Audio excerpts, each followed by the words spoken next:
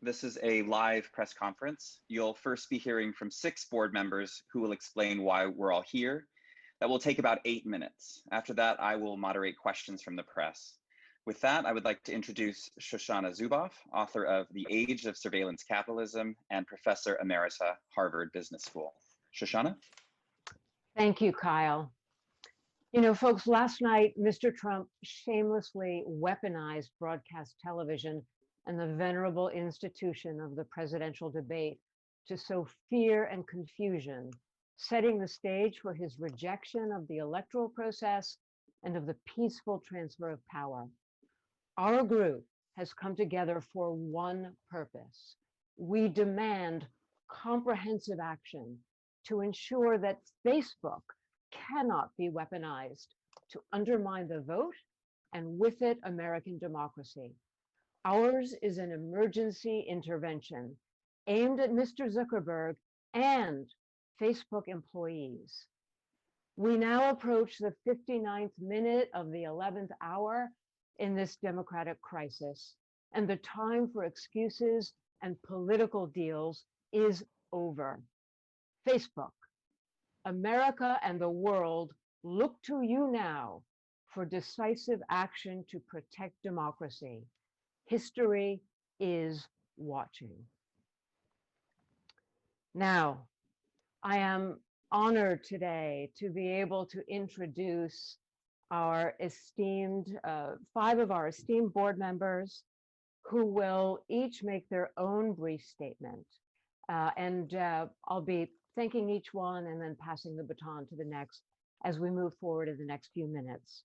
First, I'd like to introduce Rashad Robinson, who is president of Color of Change. Rashad. Thank you. And thank you for having me. And thank you to my fellow board members. Color of Change was founded almost 15 years ago in the aftermath of a flood, which was caused by bad decision makers that turned into a life-altering disaster by bad decision makers. It was Hurricane Katrina, and Black folks were literally on their roofs begging for the government to do something, and we were left to die. Katrina illustrated a lot of things that people already knew: geographic segregation, generational poverty, the impacts of what we've done to our planet. But at the heart of it, no one was nervous about disappointing community, about disappointing Black people. You know, in that moment, we formed a new infrastructure. Our founders formed a new infrastructure, leveraging technology and the new tools to channel our hopes and aspirations into demands to hold government and corporations accountable. And for the last 15 years, we've been doing it. And for the last several years, civil rights groups like Color of Change have been demanding that Facebook be accountable for its role in our democracy and our economy, urging Facebook to take aggressive action to tackle the threats to our democracy that continue to fester on its platform.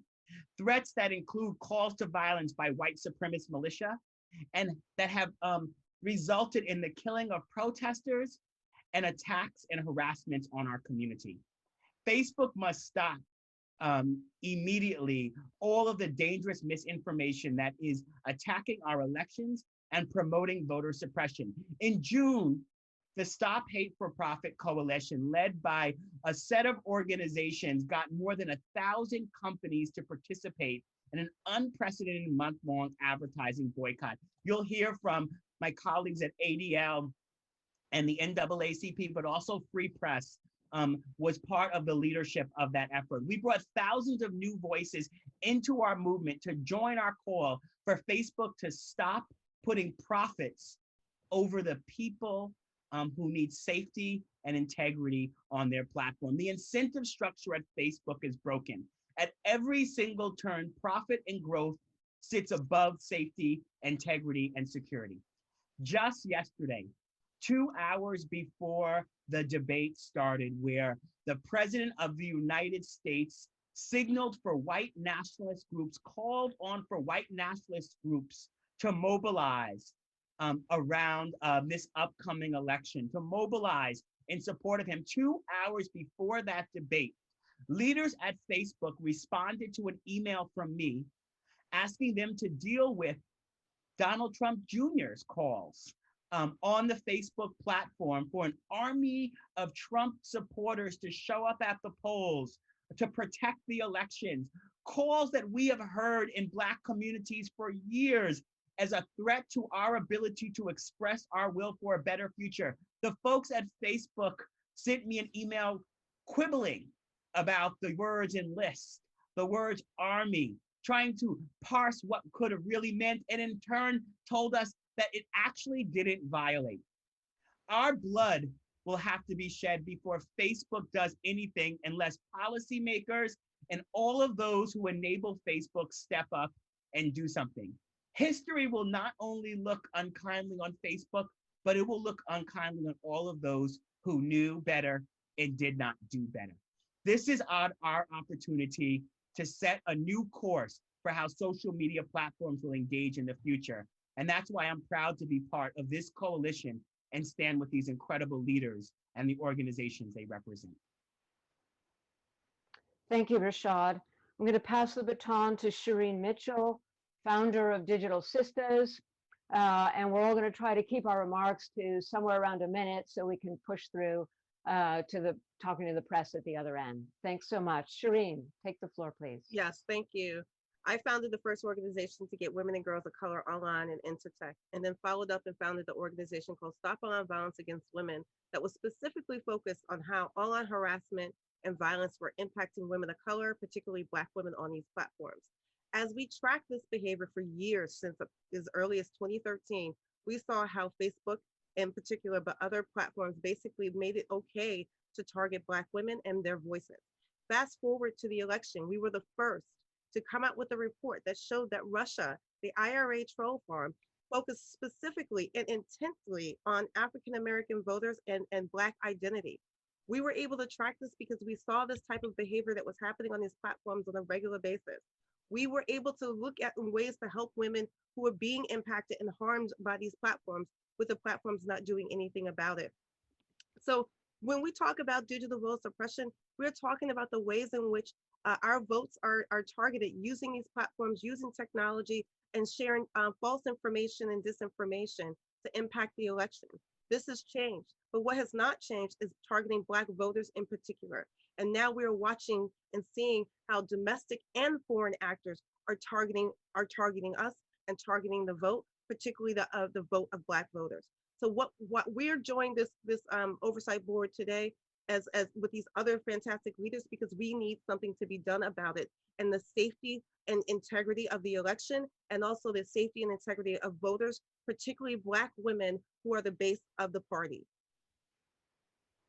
Thank you so much, Shireen. Now let me turn the floor over to Derek Johnson, CEO of the NAACP. Derek?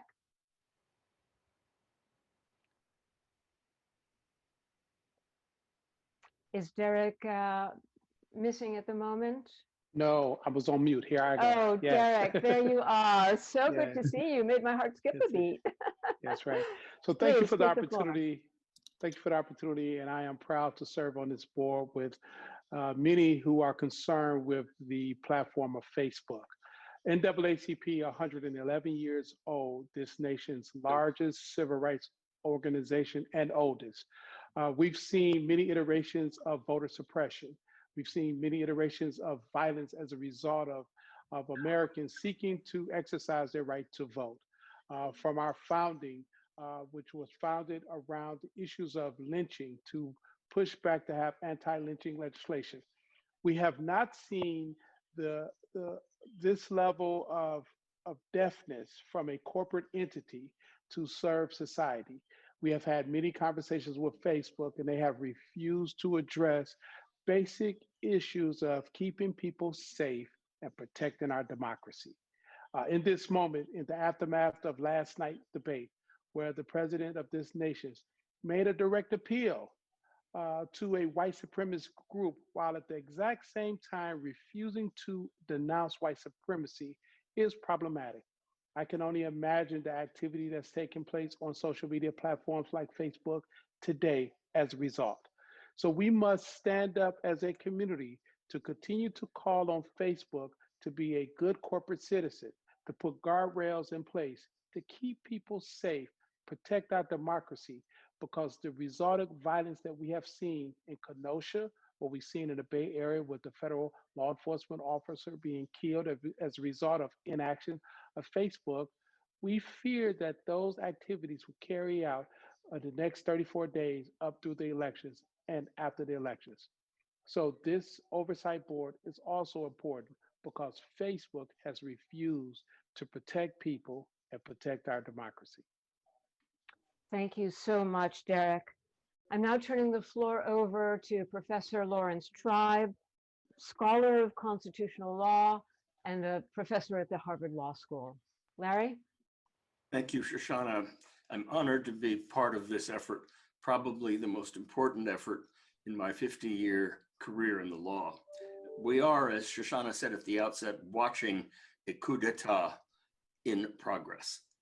The president spews hatred, sows chaos, spreads lies, spawns conspiracies, and actively suppresses the casting and counting of opposing votes. Then Fox loyally echoes and magnifies Trump's filth.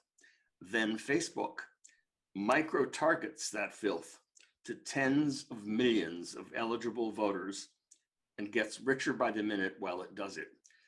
People like me can engage, as I am engaging, 24/7 in litigation to plan various legal strategies that will get in the way of the president's effort to steal the election. But that will not be enough.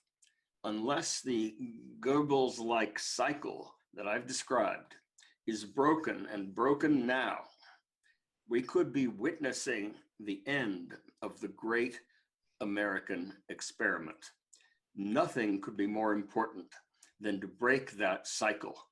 Law alone is not enough. This is a matter of society and information and culture. It's a matter of business models. We need to act, and we need to act together, which is why I am so proud and pleased to be part of the board that Carol Cadwalladr has put together and that Shoshana is introducing you to. Thank you so much, Larry. And now finally, let me give the baton to Jonathan Greenblatt, who is the CEO of the Anti-Defamation League and will convey to you our initial ask in order to achieve some of the goals that we've just laid out. Jonathan? Thank you, Shoshana, and thanks to everyone here today. At ADL, we've been tracking extremist movements for generations. We've seen all kinds of hateful groups over the decades, but we've never quite seen a moment like this. Not just when tensions seem to be at an all-time high, but when a single media platform actively and knowingly has facilitated the flow of poison into the population and enabled waves of anti-Semitism and racism, Holocaust denialism and Islamophobic conspiracies, disinformation and extremism. Never have we seen one source allow such toxins to spread so far and so fast with such devastating results. And that platform is Facebook. The list is long, from Christchurch to Pittsburgh, from India to Myanmar, from England and to America. Again and again, Facebook has been weaponized with horrifying results. And in our country today, this crisis is more acute than ever as we face perhaps the most pivotal presidential election of our lifetimes, perhaps in the history of our country.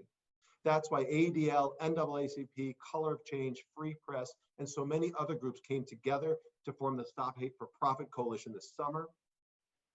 That's why I joined the Real Facebook Oversight Board. And that's why here today, I am saying, we are saying that Facebook finally must take concrete action to protect the democratic process and mitigate the risk of violence, the very real risk of violence in the weeks and months ahead. And so we, the Real Facebook Oversight Board, urge Mark Zuckerberg and Facebook to take 3 specific steps, 3 meaningful measures to protect this election and preserve our democracy. It is the least they can do. Number 1, Facebook must enforce its own policies, actually remove posts inciting violence, whether those come from ordinary citizens, public figures, or elected officials, including the President of the United States, Donald Trump.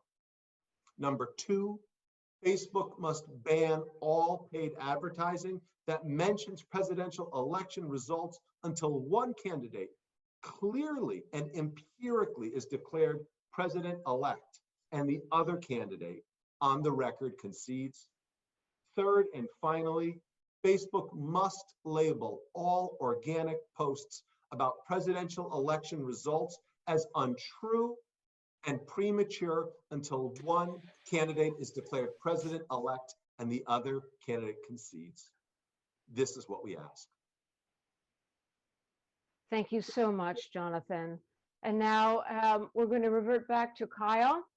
And Kyle Taylor will be taking questions from the press and allow our discussion to bloom from here and these brilliant, trenchant comments. So honored to be part of this group. Thank you all. Thank you all, and thank you, Shoshana, for managing that section. You did a brilliant job.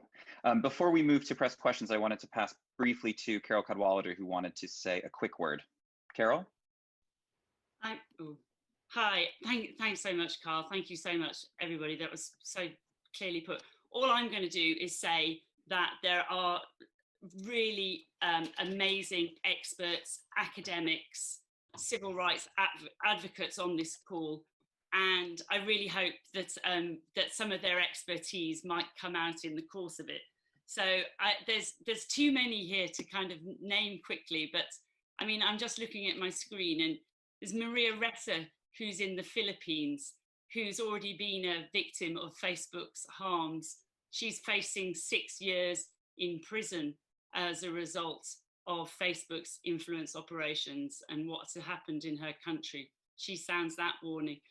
There is, I'm just looking around, there's Sophia Noble, who's a leading academic in algorithmic oppression and the way that it affects Black and minorities disproportionately. And I just want you to get to the question. So that's all I'm going to say is that the idea of this is it's a brain's trust and it will grow. Thank you. Thanks, Carol. All right, now just as a quick reminder to the press, please keep your chat function open so a producer can tell you when your question's up. When your name's called, remember to turn on your microphone and direct your question to a board member. With that, we will start with Mary Plum of NBC Nightly News.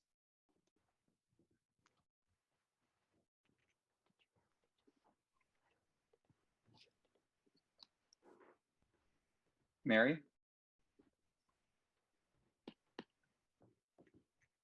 All right, Mary, I can come back to you. I'm just going to go ahead and go to Julia Borston and Stephen Desaulnier from CNBC.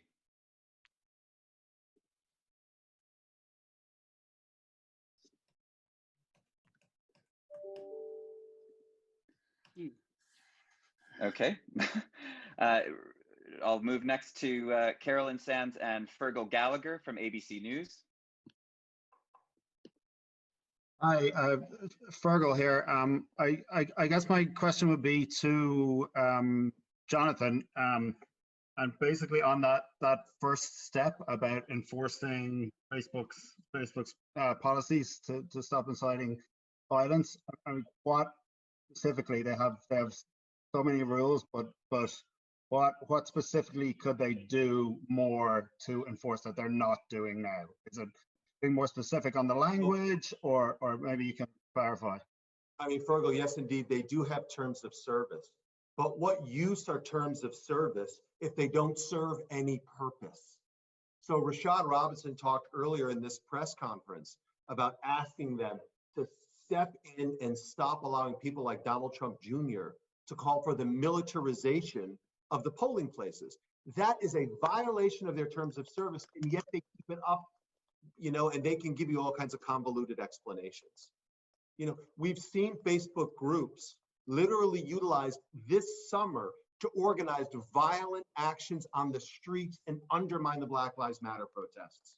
In fact, the Kenosha Guards, another militia group, literally planned in broad daylight on Facebook groups the action that led to Kyle Rittenhouse showing up fully armed with a semi-automatic weapon and murdering 2 people in broad daylight. Fergal, any other company, any other media business would have shut this down long ago. The fact that Facebook doesn't enforce their own terms of service, at best, it's inexplicable. At worst, it could be illegal. And I think that's why Professor Tribe and others have brought cases. And that's why this group is going to be focused on holding Facebook accountable now until Election Day and beyond. So like that specific example, the Kenosha Guard, where they said it was contractors who missed it, so their core team didn't find it. So their core team should be looking at it, everything, right? J&J didn't get to say, well, those Tylenol bottles were tampered with, but maybe contract workers had shipped them, right? Ford didn't get to say, well, the Pinto was blowing up, but maybe contract workers put it on the line. Facebook should do what every other company in American business history does. When your product doesn't work and it kills people, you take it down and you fix it, or you sunset it. That's how it works in every other industry. That's what we're asking for here. Many of us have run campaigns about the fact that they are using contract workers when they actually should be using employees, not paying people a living wage, not giving them the type of protections that they need for having to deal with some of the hateful content, which causes all sorts of emotional and psychological damage. The fact of the matter is, when COVID hit, these folks were sort of sent home and sent away and did not have access to be able to even have healthcare and other things that employees. This is a company that's making a whole lot of money and is now using contractors for things that they say they care about and take seriously, which is only an example of why they don't take it seriously in the first place. And also make sure that we understand that they said the same exact thing when genocide happened in Myanmar. If that's the same excuse from then to now, what have they done differently? And the other piece about this is that people don't realize is that when you have contractors and those that don't live in this country, don't understand what white supremacy looks like and the violence that happens in this country, they will all miss the mark on it. If you don't have people who have understanding of what it looks like for Black identity and to be targeted on this land, that's one of the reasons why they need to change their not only their service, but the ways in which they're hiring employees and contractors to do the moderation process. The problem with Facebook is they are refusing to take responsibility or be accountable for their platform. They tout their successes, but try to blame their failures on outside forces or factors, when in fact, they are both accountable and responsible for how the platform is being used. So to say in one breath that you have community standards in place, and when those community standards are not followed or you fail to enforce them, then you blame it on an outside factor. That's irresponsible for a corporation of this size, and there needs to be more accountability taken by them. There needs to be more accountability put in place so future harms are not caused by the use of this platform. All right, thanks very much, Derek. Let's move to the next question. Next we have Rob Pegararo from USA Today. Rob?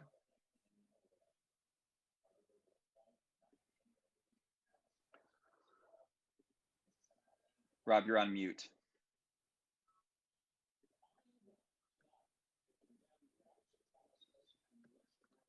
All right, I'm gonna give it one more moment, Rob. Okay, I'm gonna keep moving. Next week, oh, sorry, go ahead, Rob.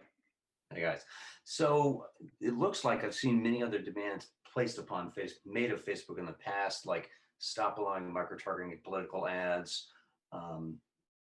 much more sweeping changes. These seem very focused. I take it this is, you're looking at what you realistically think they will do, regardless of whether they actually will bring that sort of level of goodwill to it, but simply what you think is a realistic ask of them in the 30 odd days we got left.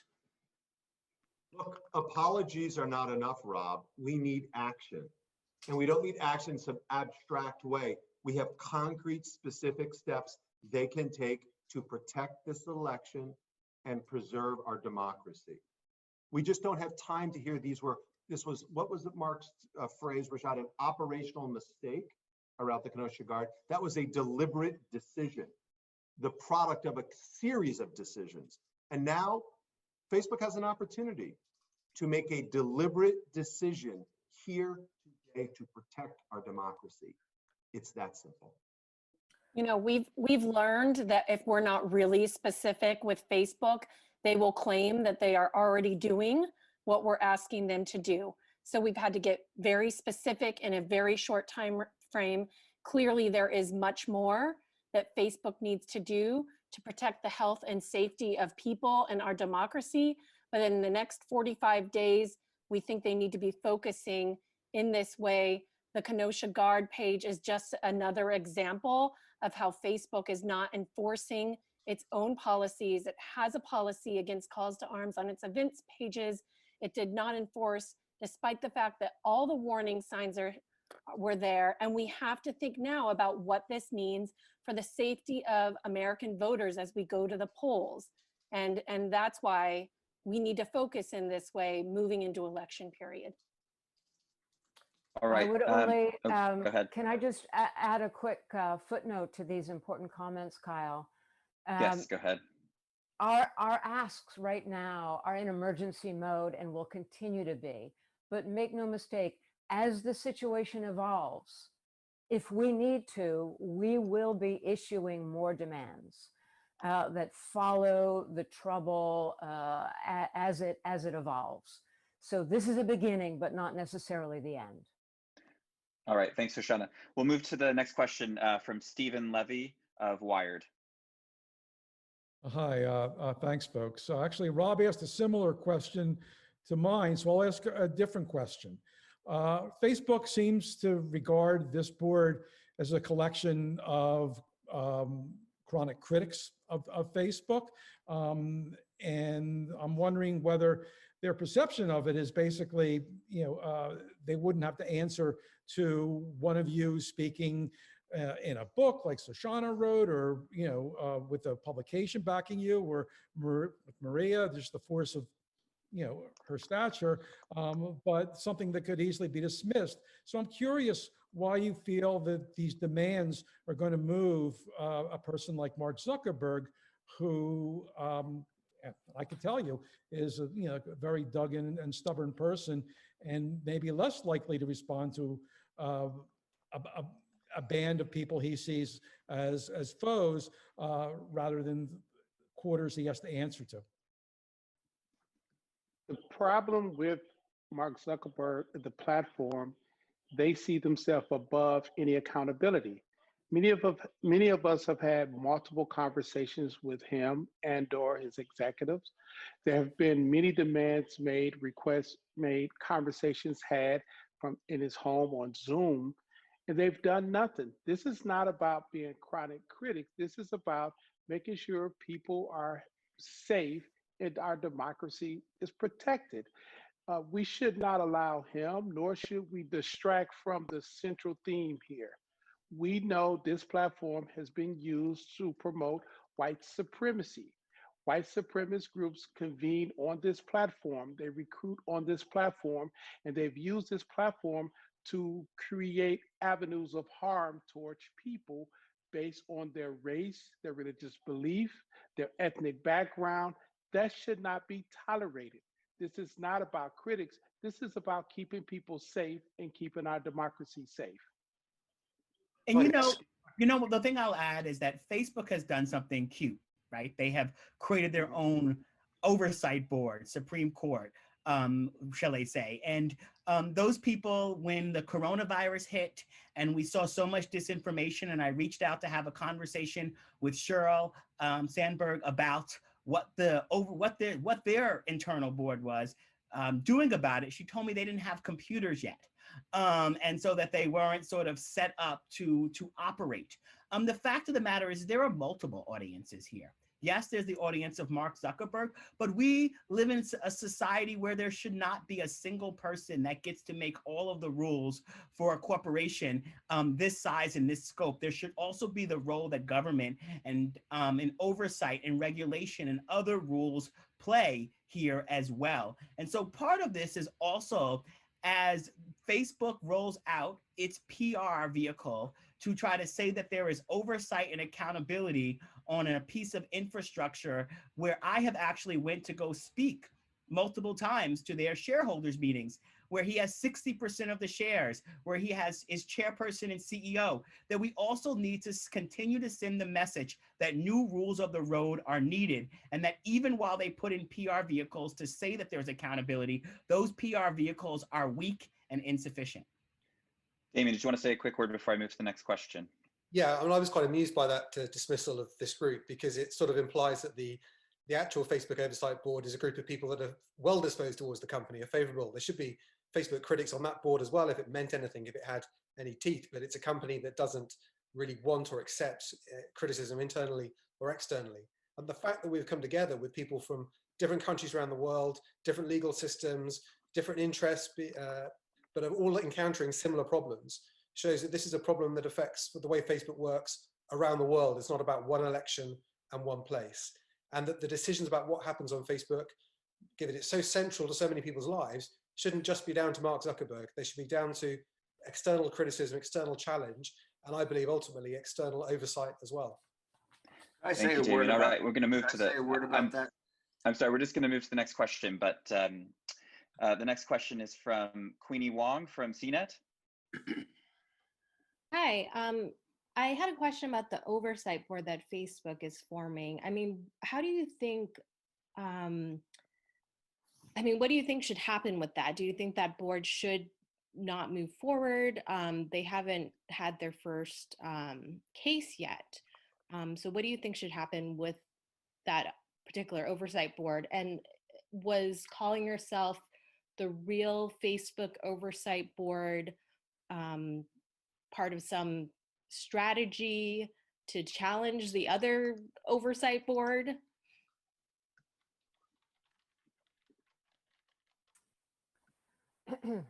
I I'd be suppose happy maybe I to should tackle that, or who wants to go for it? I tell you what, if I just say just something quickly, and then Shoshana, perhaps you can take it on. And the thing is that there are like really impressive experts and academics on the Facebook's oversight board that it's created, and we wish them all the luck in the world, and we cheer them onwards, and we really hope that they can do something in the longer term to hold Facebook to account. But they are not going to be holding them to account right now at this critical time. And so that was the whole purpose of doing this, was that it is meant as just an emergency response in this moment, given the risks that these people have been shouting about and are not being heard. And the only thing we wanted to do, and there's a little band of people who've been working behind the scenes to just try and put this on and to give these experts and these leaders a voice, is that it's just to try and make people understand that the people who really understand these systems and who really understand this technology and understand the ways that it impacts these communities are sounding the alarm bell and are saying that this really could be used to destroy, American democracy as you know it, essentially. But I'm going to hand it to Shoshana, because she's been a cheerleader of this project from the start, and her support in terms of getting it off the ground has been very key. Thank you, Carol. I just want to add a couple little ideas. Number one, I agree with Carol that there are fine people on that board, and nothing that we're doing is personally aimed at them. I believe it is fundamentally illegitimate for Facebook as a corporation to be constructing and funding its own oversight board. And that can only happen in a world where we have a void in the rule of law, that we do not yet have the legal frameworks and institutions in place that should provide the oversight that this highly consequential corporation requires. The second point I want to introduce, and this also reverts to Stephen's question, I think we all regard this board as not a vehicle for our own voices so much as a channel for the voices of the American public, of the American citizenry. We are at a moment right now where, based on the most up-to-date survey research, the American public has entirely lost faith with this corporation. I'm looking at numbers right now. 70% say Mark Zuckerberg has too much power and that Facebook puts profits over societal harm. 79% want Facebook to do more to protect democracy. 91% want it to fix misinformation as a matter of the greatest urgency to democracy. So if Mark Zuckerberg doesn't want to listen to Maria Ressa or Larry Tribe or Shoshana Zuboff or any of the other great people who have put their time into this, listen to the American public, because they are telling you, Mr. Zuckerberg, that your time is up one way or another. You can get on the right side of this, or you can continue to prevaricate and hide behind your political deals. That's where we are. Thanks, Shoshana. I wanted to bring Maria in quickly, and then we'll move to the next question. Maria?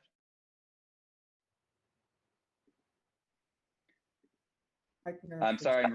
Oh, there we go. Go ahead. We got you now. Your audio is on. I'm going to say that I think, you know, part of the reason we came together, and Stephen, I think this answers your question, is that I understand Facebook's role. We all do. We also understand its immense power. Rappler remains a partner, but part of coming together, what I've learned in this process is that our problem is not our problem alone. Our problem is everyone's problem. And, you know, for the last 4 years, I've been jumping up and down saying our dystopian present is now your dystopian present. So it's, I guess, to jump off what Shoshana said is, these actions are very doable for Facebook. We want Facebook to take these actions to protect democracy, not just in America, but hello, the global South suffers far more. But when it comes to you in the way it is coming now, we will bear the brunt of that as well. So hopefully it works, right? That's why we're together. Thank you, Maria. Okay, the next question is from Vice, David Gilbert at Vice. David? Thanks, Kyle. Thanks, everyone, for taking the time to chat to us. I'm just going to pick up on something Shoshana and Maria said there, that, Shoshana, you were saying that the American public is no longer behind Facebook. And, you know, those stats you say are fine, but in terms of what will really get Mark Zuckerberg and the Facebook board to listen is probably, you know, a loss of revenue and loss of numbers of people using the service. And despite, what is it, 4 or 5 years now of almost constant daily problems and criticism and controversy about Facebook coming up, nothing really has changed. Like if the fact that the UN said that Facebook facilitated genocide in Myanmar wasn't enough to make any real changes to the company, obviously for a lot of people on this call, the US election is a huge deal. And for people in America where Facebook is, it's kind of bringing it to the fore. But for a lot of people around the world, these problems have been there for years and no one has paid any attention. I suppose my question is, do you guys think that you need to get the public on board for this campaign? That Facebook has been listening to you guys for years, giving out and criticizing. It's been listening to journalists like me criticizing it and, you know, reporting on its problems, but nothing has really changed. Do you think that in order to really make a difference, and I guess we saw a little bit of that earlier this year with the advertising boycott, but again, that made a tiny dent in its profits. Do you think you need to get the public and a kind of a wave of public support for this campaign to really make Facebook sit up and listen and actually make the changes that you're demanding? All right, can we go to Roger first on that? Roger?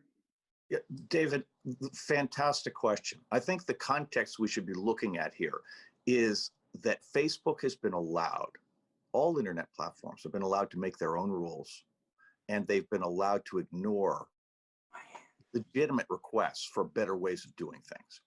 The context of this year with the global pandemic, the massive amounts of disinformation that have resulted in the United States having more than 200,000 fatalities, at least 150,000 of which were unnecessary and made worse by disinformation spread over Facebook.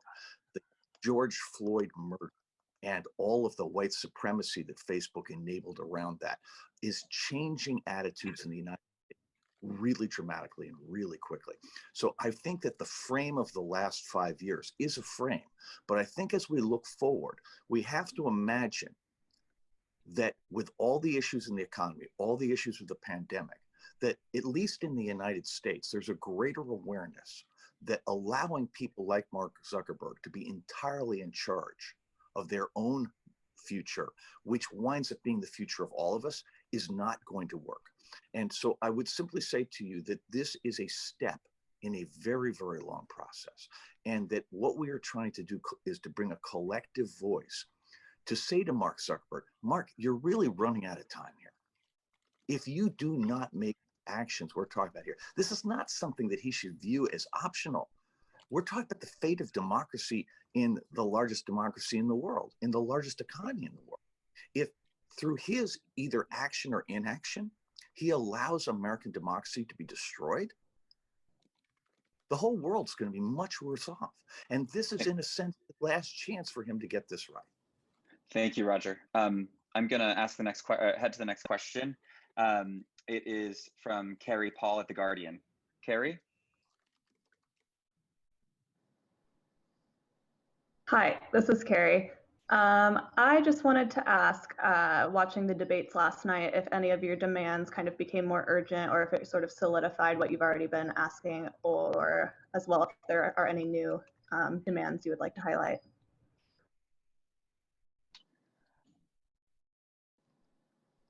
Safia, do you want to go? Great. I think there's no question that the mass media channel for helping educate the American public was also broken last night. And so what we know is that people will turn to the places that they have available to them to get news and information. And one of the things we're most concerned about is that Facebook has an unprecedented amount of control over the kind of news that, quite frankly, Americans need to be informed to have a robust democracy. So there's no question that if mass media, television, and otherwise is not able to help communicate out on the important issues, then the role of Facebook will have even more disproportionate harm. I think we're incredibly alarmed at the speed and scale through which propaganda, just last night, we saw that the top trending sites that were communicating about the debate, what was happening off platform, were in fact white supremacist and extremely far right leaning organizations that were weaponizing Facebook to take control of the narrative about the debates. So there's a relationship here between mass media and what Facebook is doing. And quite frankly, they are so reckless in their lack of regard for understanding how almost instantly their platform can be weaponized to foment white nationalism, white supremacy, to undermine and suppress the vote across a variety of different constituents, young people, African Americans and Latinos. We're seeing this in real time, those of us who study this work, and I think it's absolutely crucial that if Facebook will not on its own, then we might need some major intervention by regulators immediately because too much is on the line. Thanks, Safi. I just want to bring in Larry quickly on this. Larry?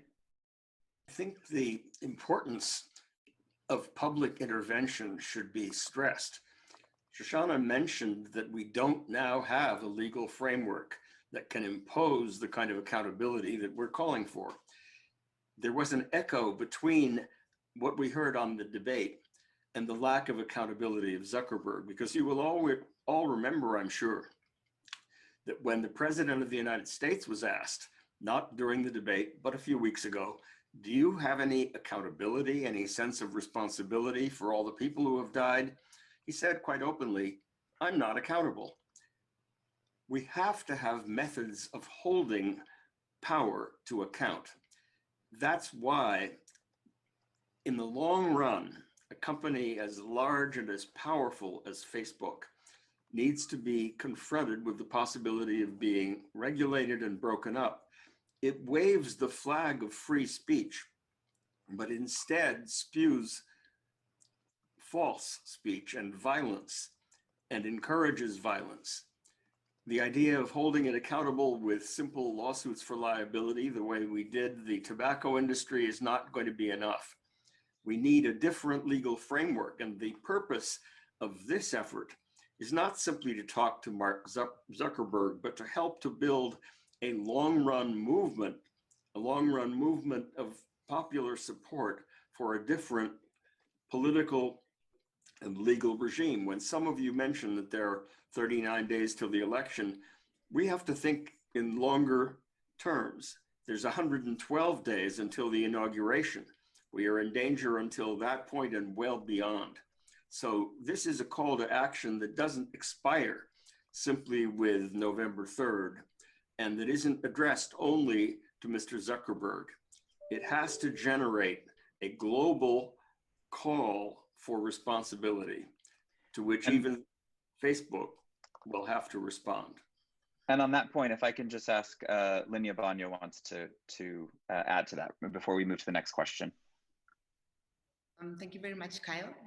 I think it's important to draw the connection between what's happening in the United States and what's happening in Africa. I'm based in Nairobi, Kenya, and it's important to see and learn the lessons from which we have had from the 2007 elections, where Kenya went into post-election violence, and the case, landed at the International Criminal Court. It's also important to look at the work that Facebook has done in Africa and follow that up with Cambridge Analytica and the impact that they have had in Africa. And so I think drawing that parallel will be important for the United States to learn lessons from it, especially on the impact of social media, which specifically in this case is Facebook.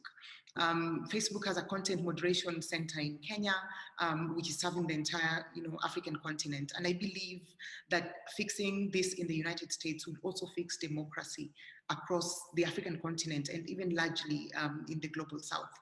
Facebook will be here for part of the elections in Africa and then profit from the elections and then leave after the elections. I think Facebook should be held accountable. The world will be better for it. Thank you. Thank you very much, Linda. Okay, let's go to the next question. It's from Shireen Mitchell at Vox. It might be Gaffrey, I apologize, Shireen. Hi, yes, it's Shireen Ghaffari at Vox, and my question is, what is the Real Oversight Board's next order of business? What are, besides sort of media and public statements, what does the Oversight Board really plan to do next? Shoshana, do you want to? Well, we are set up to continuously monitor. We are going to be, as I said before, evolving new demands, new forms of communication. And I think what Larry said before is extremely important. This right now is emergency action. We are designed as an emergency intervention, and part of that is, yes, to make a lot of noise and to create a channel where the attitudes of right now the American public find a way to be expressed, find a way to get attention, because Americans are trapped between a platform on which they depend in many ways and a platform that they know is undermining their lives and their government. So in the short term, we're focused on these demands, but then we have the larger challenge of creating the new forms of collective action so we can actually provide channels for voice for many people. And that really is the work of the coming months and years once we get this election behind us. Thank you very much, Shoshana. All right, I'll keep us moving on to the next question. Lawrence Dodds from The Telegraph. Hi all, thank you very much. Can you hear me okay? Yes. Thank you. Great. I wanted to ask you about the role of Facebook's algorithms in this, and particularly the group recommendation algorithms. This question is to anybody who sort of cares to answer it and feels equipped to answer it. But I know that Roger McNamee, you and I have talked before about sort of the algorithms being at the root of this problem. And if you're trying to fix the problems that the algorithms cause and the sort of clean up the content that they tend to recommend, you're kind of acting downstream of the problem. There was another coalition of Facebook critics, I think including the Mozilla Foundation, Accountable Tech, Center for Humane Tech, those kind of folks, who have called for Facebook to just shut off its group recommendations feature entirely until they figure out how to fix it properly. I wonder, do you back that as a group? Do you back that request? And beyond that, are there any requests that you would have to do with Facebook's algorithms and to do with the content that it recommends, right? And if that's not part of your emergency demands, why not? Thank you. Safia, did you want to come in first on that? Definitely. There's no question that the algorithms that Facebook, like other big tech companies, are using are incredibly complex. In fact, so complex that most of those companies don't even know how they work. We know this. So we have to ask ourselves, would we allow, for example, pharmaceutical companies to roll out drugs to the public? And if they kill some people or if there's some harm, well, it's just chemistry. I think we have to think about the way in which big tech talks about their products and their algorithms, like they're just math or it's just complex code that the public can't understand, when their own engineers, in fact, can't understand. So the question is, should this product, in fact, as Professor Tribe said, should it indeed even exist? Is it legitimate for a product like this to exist when it is so recklessly endangering millions of people around the world? And I think these are the key questions that really underlie the question about Facebook's algorithmic logics. Thank you very much, Safia. I just wanted to, I know Shireen wants to jump in quickly on this as well. Yes, absolutely. And thank you so much for this. And this is not just about people's lives. Like, we're talking about our democracy at all. We focus on our project to stop digital vote suppression because the way in which the algorithms also participate in getting people not to go vote and impacting the decisions that they make. The problem that we have is that it's not just the algorithms, it's the assumption that this disinformation doesn't impact human lives for people to take action. And we've seen that there is no difference between their actions online and their actions offline. So it's not just about the algorithms, it's also about the impact that this has on our day-to-day. And when we looked at this in 2016, we saw that there was an impact. In the United States, their elections was impacted in Michigan when 90K people didn't vote top of the ticket. And that was a Russian campaign.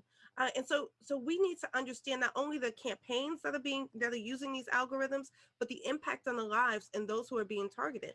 And I think Maria said this really well about the micro targeting that makes this more insidious, because that type of micro targeting, where you can go down to what we saw, what was recently reported, you can go all the way down to a section in Wisconsin and target a community and target an actual voter, then we fundamentally don't understand not only the impact of the algorithms, but the impact on elections and impact on our lives overall. Thanks, Shireen. Okay, I'm gonna go to the next question from Rishi from CNN Business. Yeah, hi. Thanks for calling on me. My question is, does this board see any scope to collaborate with and influence Facebook's oversight board, not Facebook itself, but some sort of direct link with Facebook's oversight board going forward? Shall I come in just very briefly? I mean, I think it would be brilliant. I think, wouldn't that be amazing if Facebook's own oversight board joined these experts here in their calls for action? I mean, I think that would be really impactful. I know that certain people on this board have been doing personal reaching out to those who are on it. That's going on behind the scenes at the moment, but maybe there is something that could come of that in the coming weeks. to strengthen the demands and pressure on Facebook. And that's all that this is about, is increasing the pressure on Facebook to act.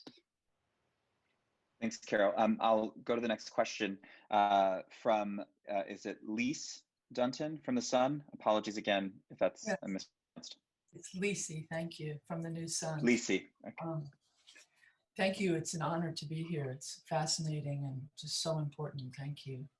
I'm realizing the question is actually focused on your oversight efforts a bit more after the election, but and it's by reporter John Simons, who unfortunately couldn't be here today. He wonders what might be the next steps to make the following two things possibly happen. One, educate middle school students through high school on the laws of liability and the limits of the constitutional protection of both free speech and freedom of the press. That's one thing. Second thing, somehow bring together the House and Senate to pass legislation naming the internet as a source of public media. Then, just as all government agencies end in .gov, all legitimately recognized media outlets could end in .com, possibly with a fact-based sidebar. Unproven sites engaged in promoting conspiracy content, perhaps with a fact-based sidebar.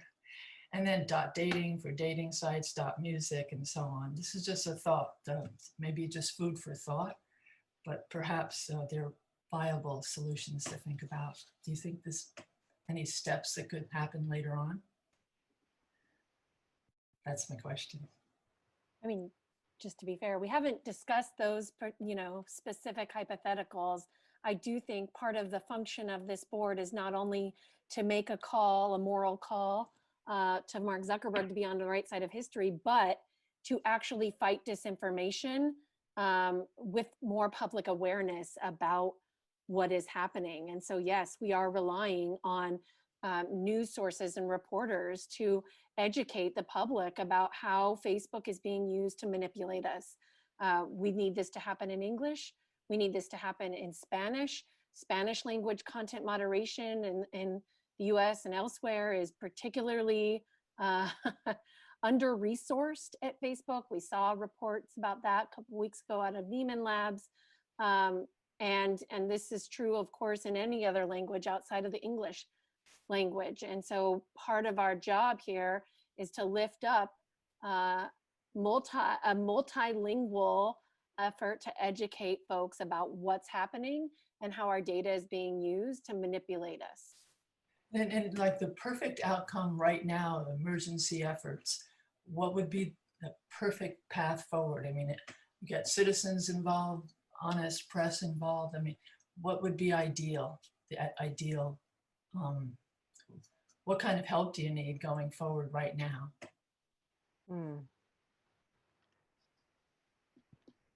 Well, I can tell you that one thing that would make a huge difference to democracy is that the very companies who are undermining it pay taxes back into the public coffers that strengthen democratic institutions. And that includes K through 12 schools, universities, public libraries, all of the kinds of resources, journalism, public media. These are the kinds of democratic institutional counterweights that can stand up to a very narrow band of big tech companies led by Facebook, quite frankly, to undermine democracy. If you want a well-informed, thriving democracy, you actually have to have a well-informed, thriving citizenry or community of people who can be well educated on the issues. We cannot just leave it to internet companies to be somehow in the vanguard of educating the public. We need all of the other longer, more complex, more robust organizations to help educate the public. This is not just a Band-Aid kind of fix. And of course, the trillions of dollars that these companies mine off of the public at our demise, print money off the backs of our exploitation, and then never put a penny back into the coffers that would in fact strengthen and embolden and bolster our democracy is also part of the problem. So maybe we could have emergency regulators repatriate dollars and put them back into public coffers so that they can be used toward education. Wow, thank you. Kyle? Yep, go ahead, Shoshana. Can I add one little comment here? Since we're talking to Lisi and other journalists right now, I think it's important to say that journalists have a tremendous role to play at this moment. This is not a time for formulations of false equivalence. This is a time to really lift the veil on what's going on. We've had great reports, even from Bloomberg to New York Times and everything in between. We've had great reports on the political deal making that Mark Zuckerberg has entered into with Trump and members of the Trump administration. We've had the last 2 nights of really stellar investigative reporting on Channel 4 News in the UK, unveiling exactly how the Trump administration, the Trump campaign used Facebook, weaponized Facebook, using all of the traditional methods and mechanisms of surveillance capitalism to suppress the Black vote in 2016, and now to stir up the white vote in 2020 with false reports about law and order. So this kind of highly dignified and focused reporting is absolutely essential at this moment. And I'm so proud of all the journalists who are here with us, and know that your role is front and center in this struggle. Thanks very much, Shoshana. And with that, we're going to close. Thank you all for coming, and I will leave it all there, and you can expect more from us very soon.